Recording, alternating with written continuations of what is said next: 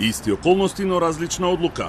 Апелацијскиот суд му ја скрати затворската казна за 10 години на велешанецот Ангелчо Николов, кој во декември минатата година под дејство на алкохол ја покоси 11-годишната Магдалена Иванова и нејзината мајка на пешачки премин во Велес, а потоа побегна и неколку дена се криеше од полицијата. Апелацијскиот суд на 10 јули носи пресуда со која првостепената пресуда на судот во Велес од 18 години затвор ја преиначи и ја намали на 8 години затвор. Пресудата е конечна и никој нема право на жалба. Според информациите на Телма во образложението на пресудата, апелација навела дека недоволно се ценети олеснителните околности во корелација со отежителните.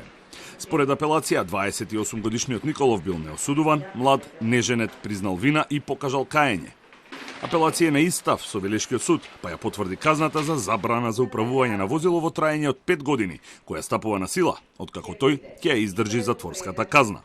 За сторено кривично дело тешки дела против безбедноста на луѓето и имотот во сообраќајот, но обвинетиот му се утврдува казна затвор во траење од 7 години и 6 месеци, а за кривично дело неукажување помош на лице повредено во сообраќајна незгода, веќе определената казна затвор со првостепената пресуда од 1 година се зема за утврдена, па со примена на член 44 за двете кривични дела му се изрекува единствена казна затвор во траење од 8 години.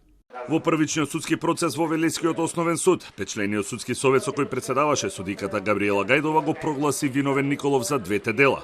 Според Гајдова, отежителни околности беа што тој бил под дејство на алкохол, побегнал од местото, се криел и иако ја признал вината, судот сметал дека нема искрено каење за животот на 11-годишната Магдалена. Николов на 17 декември минатата година, пијан и со брзина двојно поголема од дозволената на улицата Борис Трајковски во центарот на Велес ги прегази Магдалена и нејзината мајка. Од јачината на ударот детето било отфрлено 20 на метри и почина на местото, а мајката беше повредена. Николов не застана, туку продолжи да бега со голема брзина. Неговиот автомобил беше најден наредниот ден, а по 2 дена бегство, тој самиот се пријави во полиција. Николов во моментов е во притвор и ќе биде спроведен во затвор на издржување на 8-годишната казна.